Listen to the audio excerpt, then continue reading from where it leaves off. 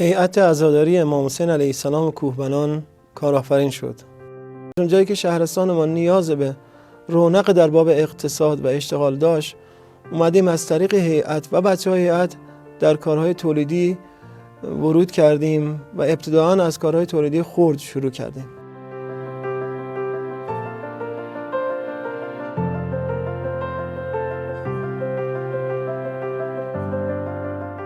یکی از دلایلی که باعث شد مزرعه پرورش دام سبک رو به بچه‌های مجموعه پیشنهاد بدیم و کار رو شروع کنن، تجربه شخصی خودم بود از کودکی.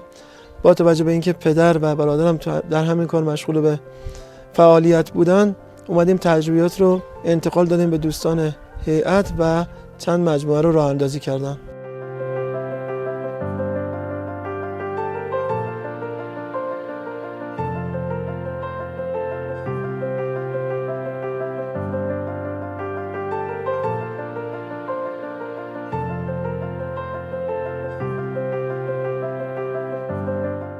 بعد از اینکه مزرعه پرورش دام سبک و همچنین مزرعه پرورش شترمرغ رو اندازی کردیم، یکی از مشکلات ما نهادهای دامی بود و تأمین این نهادهای دامی از شهرهای اطراف برای ما به صرفه نبود، گرانتر بود.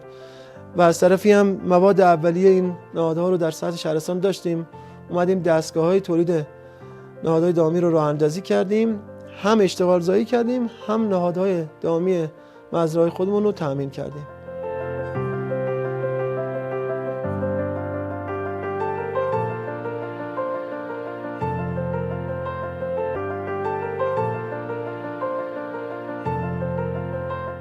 هدف ما شکوفایی نهضت اجتماعی جوانان هست و به دنبال ایجاد راهکارهایی برای اشتغال هستیم با توجه به اقلیم هر منطقه. مجموعه ما و هیئت ما برای ایجاد کسب و کار و اشتغال برای جوانان میتونه موانع رو برطرف کنه و همچنین یه سری آموزش هایی رو برای ایجاد اشتغال ارائه بده.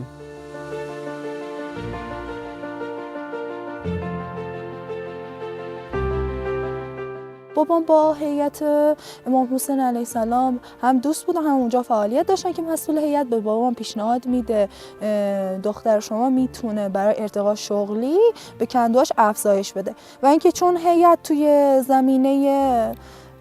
تو زمینه فعالیت شغلی و بازاریابی فعالیت داشتن، به بابام پیشنهاد میده که برای بازاریابی ما اونجا تو کشور عراق دوست داریم، میتونی عسلت اونجا به فروش برسونی.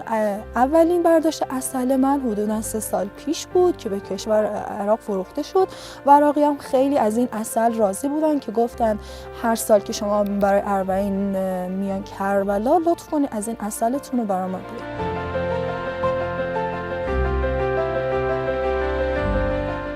یکی از توانمندترین و قدرتمندترین نهادها برای جذب جوانان هیئت‌های عزاداری هستند و بهترین مصداق برای جذب جوانان اشتغال هست، یعنی ایجاد اشتغال ذیل هیئت برای جذب جوانان.